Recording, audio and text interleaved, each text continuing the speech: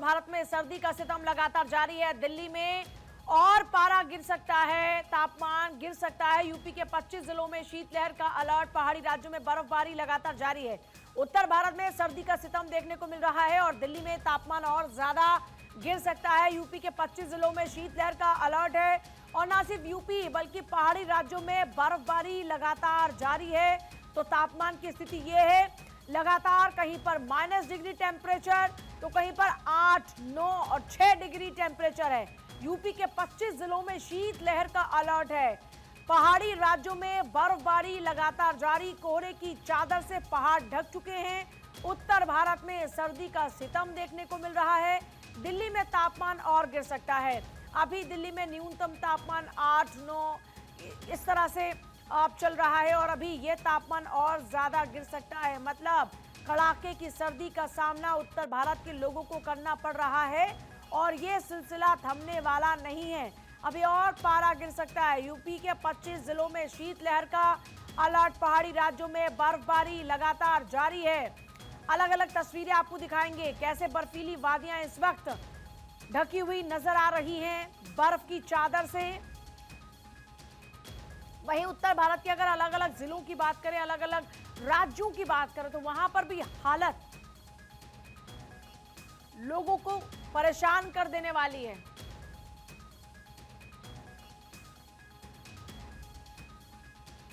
और आइए आपको बताते हैं कि कहां पर कितना इस वक्त टेम्परेचर। नई दिल्ली की बात करते हैं। हमने जैसा कहा था कि तापमान और गिर सकता है, तो 60 डिग्री सेल्सियस तापमान हो चुका है। अहमदाबाद में 15 डिग्री सेल्सियस, बेंगलुरु में 15 डिग्री सेल्सियस, कोलकाता में 11 डिग्री सेल्सियस, मुंबई में 23 डिग्री सेल्सियस और वहीं चेन्नई की बात करते हैं 22 डिग्री सेल्सियस है चेन्नई के अंदर तापमान। हैदराबाद की बात करें तो वहां पर 12 डिग्री सेल्सियस है। पुणे की बात करते हैं 15 डिग्री सेल्सियस है। अब बताते हैं आपको कि घना कोहरा कहां कहां पर है। तो इन घना कोहरे वाले राज्यों में सबसे पहले नंबर आ रहा है पंजाब का। पंजाब में घना कोहरा है, हरियाणा में घना कोहरा है, इसके अलावा उत्तर प्रदेश में घना कोहरा है और उत्तर प्रदेश के अलावा बिहार में घना कोहरा है और ना सिर्फ बिहार बल्कि मध्य प्रदेश में घना कोहरा है, झारखंड में घना कोहरा है। और इस तरीके से ये बात तो हुई आपकी कोहरा कहां पर है। अब बात करते हैं बारिश और बर्फबारी की। तो बारिश और बर्फबारी की जब बात करते हैं, जम्मू कश्मीर में, हिमाचल प्रदेश में और उत्तराखंड में बारिश हो रही है और ये बारिश होने के आगे भी आसार हैं। अब बारिश के बाद आप अंदाजा लगा सकते हैं कि इन पहाड़ी राज्यों का हाल और क्या होगा। अभी चारों तरफ बर्फ जमी हुई नजर आ रही है और जम्मू कश्मीर में अभी भी बर्फ है और बारिश हो सकती है। यूपी के 25 जिलों की बात करते हैं तो यूपी के 25 जिलों में शीत दिवस की चेतावनी है। इनमें कौन कौन से इलाके? लखनऊ है, उन्नाव है, रायबरेली है, बाराबंकी है, कानपुर है, अमेठी है, गोंडा है, प्रतापगढ़, सुल्तानपुर, बलरामपुर, सिद्धार्थनगर, महाराजगंज, कुशीनगर, देवरिया, बस्ती, संत कबीर नगर, अंबेडकर नगर, जौनपुर, गोरखपुर, आजमगढ़, मऊ, बलिया, गाजीपुर, वाराणसी और चंदौली। तो यहाँ पर शीत दिवस की चेतावनी है। उत्तर प्रदेश के ये वो 25 जिले हैं। अब बताते हैं कि AQI की इस वक्त स्थिति क्या है। तो कहां पर कितना AQI आई है वो जान लीजिए। अहमदाबाद की बात करते हैं तो अहमदाबाद में 245, कोलकाता की बात करते हैं 373, बेंगलुरु की बात करते हैं तो 167 और वहीं मुंबई की बात करते हैं तो 269, चेन्नई की बात करते हैं वहां पर AQI 115 है, नई दिल्ली में 270 है, हैदराबाद में 228 है और पुणे में 315 है। तो कड़ाके की सर्दी लगातार जारी है। इस बीच AQI के स्तर में भी कोई बहुत ज्यादा सुधार होता वो नजर नहीं आ रहा। अब देखिए जैसे कड़ाके की सर्दी में दिल्ली के तापमान की बात करते हैं तो दिल्ली का तापमान अभी और 5 डिग्री सेल्सियस गिर सकता है। मतलब अभी जो तापमान हम आपको बता रहे थे न्यूनतम में 60 डिग्री सेल्सियस तापमान गया दिल्ली का, 5 डिग्री सेल्सियस अगर और गिर गया तो फिर आपको वो गाना सच में याद आएगा, दिल्ली की सर्दी। तापमान 5 डिग्री सेल्सियस दिल्ली में और गिर सकता है। घना कोहरे की अगर बात करते हैं तो घना कोहरा पंजाब में, हरियाणा में, उत्तर प्रदेश में और बिहार में है। मध्य प्रदेश, झारखंड भी इससे छूता नहीं है। और वहीं बारिश बर्फबारी की देखिए अगर बात करते हैं तो बारिश और बर्फबारी जम्मू कश्मीर में, हिमाचल प्रदेश में और उत्तराखंड में। आइए हमारे साथ हमारे तमाम सहयोगी इस वक्त जुड़ रहे हैं, उनका सीधे रुख करते हैं। लखनऊ से नीलेश चौहान है, शिमला से रॉबिन शर्मा, रांची से धनंजय मंडल है और मुजफ्फरपुर से विशाल है। नीलेश, नवाबों के शहर का क्या हाल है? क्योंकि हम देख रहे हैं उत्तर प्रदेश में कई जिले ऐसे हैं जहां पर शीत दिवस की घोषणा कर दी गई है। देखिए पूजा, बिल्कुल अगर हम उत्तर प्रदेश की बात करें तो उत्तर प्रदेश में भीषण ठंडी से लोग परेशान हैं, जनजीवन अस्त व्यस्त हो गया है क्योंकि इतनी ज़्यादा ठंड है, लोग घरों से बाहर निकल नहीं पा रहे हैं। वहीं इटावा की अगर हम बात करें तो मनाली से ज़्यादा ठंडा इटावा रहा है, जहां पर तापमान 2 डिग्री सेल्सियस दर्ज किया गया, जिससे आप अंदाजा लगा सकते हैं कि उत्तर प्रदेश में कितनी ज़्यादा ठंड है। और ठंड के साथ साथ कोहरे ने भी जो है वाहनों की रफ्तार पर लगाम लगा दिया है। बीते 24 घंटे की अगर हम बात करें तो 24 घंटे में उत्तर प्रदेश से गुजरने वाली 100 से ज़्यादा ट्रेनें जो है वो लेट हुई हैं। उसके अलावा 50 से ज़्यादा उड़ानें भी देरी से भरी गई हैं, जिससे ये अंदाजा लगाया जा सकता है कि उत्तर प्रदेश में मौसम विभाग का क्या हाल है। हालांकि एयर क्वालिटी इंडेक्स की अगर बात करें तो एयर क्वालिटी इंडेक्स भी लखनऊ का खराब है, लोगों को सांस लेने में तकलीफ हो रही है। मौसम विभाग ने जिस तरीके से एडवाइजरी जारी की है कि अगले 5 दिनों तक उत्तर प्रदेश में पारा और गिरेगा। कहीं ना कहीं जिन जिलों को लेकर अलर्ट जारी किया गया है उनकी अगर हम बात करें तो एटा, इटावा, मैनपुरी है, उसके अलावा बांदा, बलिया, बस्ती, गोरखपुर, श्रावस्ती, बनारस है, लखनऊ, सीतापुर, पीलीभीत है। ये ऐसे जिले हैं जहां पर बड़े पैमाने पर ठंड और कोहरे के पड़ने के आसार मौसम विभाग की तरफ से जारी किए गए हैं। राजधानी की अगर हम तस्वीरें दिखाएं तो 9 बजा है पूजा, और 9 बजे की तस्वीरें देखिए कि धुंध है, सड़क पूरी सन्नाटी है, इक्का दुक्का वाहन चालक ही आपको सड़क पर दिखेंगे। और ये लखनऊ का सबसे पॉश इलाका है, विधानसभा के पास हमारी मौजूदगी है। उस विधानसभा के पास जहां दिन भर में लाखों की तादाद में वाहन गुजरते हैं, लेकिन 9 बजा है, 9 बजे आम दिनों में अगर हम बात करें तो यहाँ पर भारी भीड़ देखने को मिलती है। लेकिन अभी इक्का दुक्का वाहन चालक ही आपको दिखाई देंगे। ये वो लोग हैं जिनको ऑफिस जाना है, दफ्तर जाना है, लेकिन समय पर पहुंचना है, तो उसके लिए भी सरकार की तरफ से व्यापक इंतजाम किए गए हैं। चौराहों पर अलाव की व्यवस्था की गई है। निराश्रित, बेघर और अनाथ लोगों के लिए सरकार ने रैन बसेरे की व्यवस्था की है। और जो राहगीर रात में सड़क के किनारे पहुंच जाते हैं सोने के लिए, उनके लिए भी सरकार ने रेस्क्यू टीमें बनाई हैं, जो लगातार ऐसे लोगों को रैन बसेरे तक पहुंचाने का काम करती हैं। तो कहीं ना कहीं लखनऊ की अगर हम बात करें, उत्तर प्रदेश की बात करें, तो सरकार की तरफ से व्यापक इंतजाम किए गए हैं। लेकिन मौसम की मार को अभी उत्तर प्रदेश की जनता को झेलना पड़ेगा। और जिस तरीके से लगातार कोहरा पड़ रहा है और भीषण ठंड है, 10 से 12 किलोमीटर की रफ्तार से कई जिलों में हवाएं तेज चल रही हैं, जिससे किसानों को काफी नुकसान होने वाला है। सरसों की फसल की बात करें या आलू की फसल की बात करें, उस पर सबसे ज्यादा प्रभाव पड़ने वाला है, क्योंकि अगर इतनी ज्यादा ठंड पड़ती रही तो आलू की पैदावार कम हो जाएगी और सरसों के जो फूल इस समय निकल रहे हैं उस पर भी व्यापक असर पड़ेगा और सरसों की फसलें खराब होने का अनुमान लगाया जा रहा है। लेकिन जिस तरीके से अभी हम लखनऊ की बात करें तो लखनऊ में अभी भी हल्की हल्की ओस की बूंदें पड़ रही हैं, जो कि शहर का इलाका है। और ग्रामीण इलाकों की अगर हम बात करें तो विजिबिलिटी 10 मीटर बची है। उसके अलावा एक्सप्रेसवे और स्टेट हाईवे की बात करें तो वहां पर भी वाहन चालक दिन में पार्किंग लाइट का इस्तेमाल करके ही धीमे रफ्तार से वाहन चला रहे हैं।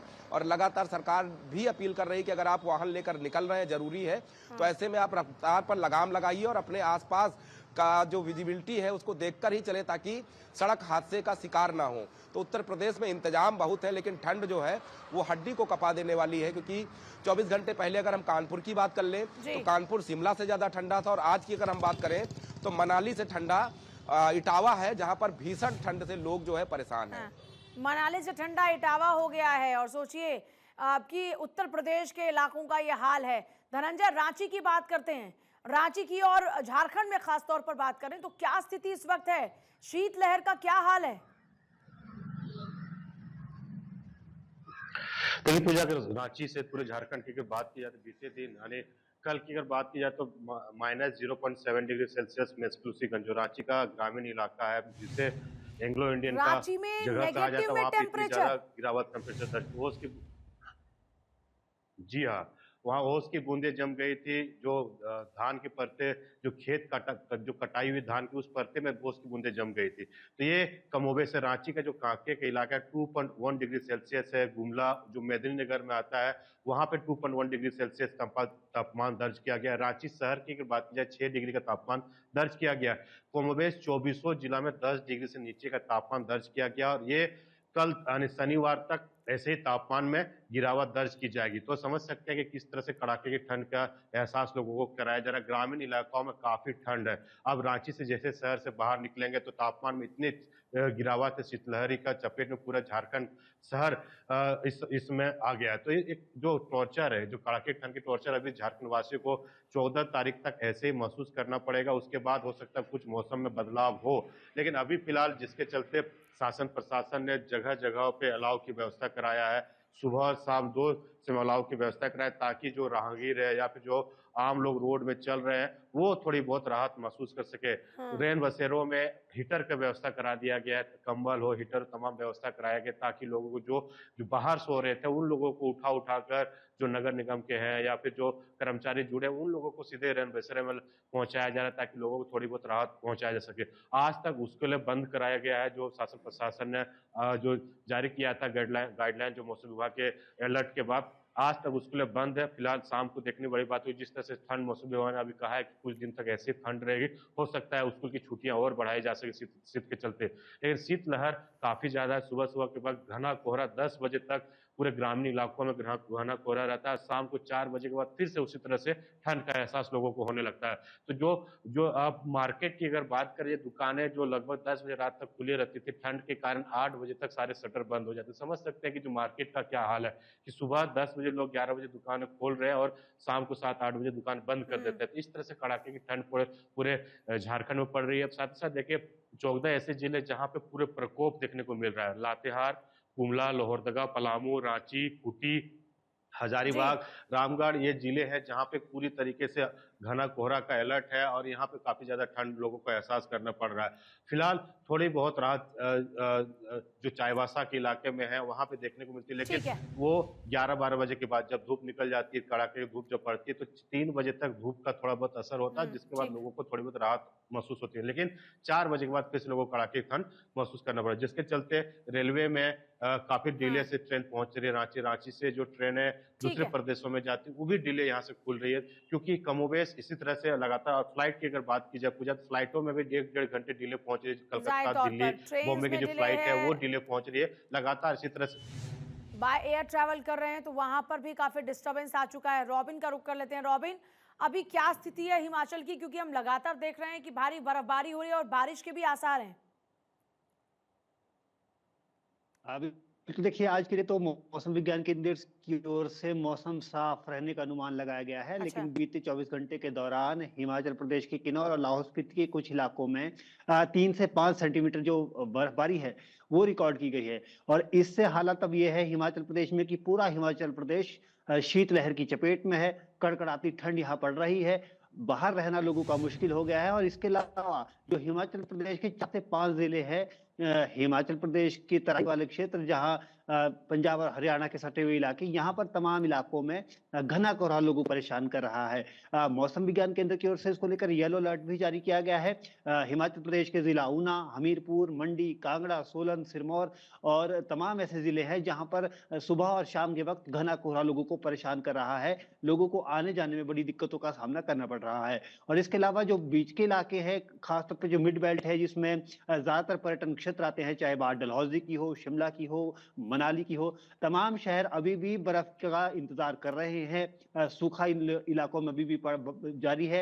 और ऐसे में क्योंकि हायर रीचेस पे लगातार बर्फबारी हो रही है और प्रदेश के ज्यादातर इलाकों में मौसम साफ बना हुआ है, इससे स्थिति और मुश्किल हो गई है लोगों के लिए। ऐसे में आने वाले दिनों में इंतजार किया जा रहा है कि ज्यादा से ज्यादा बर्फबारी हिमाचल प्रदेश के और इलाकों में देखने को मिले। अभी टेम्परेचर्स की बात करें तो लगातार टेम्परेचर्स में गिरावट आ रही है।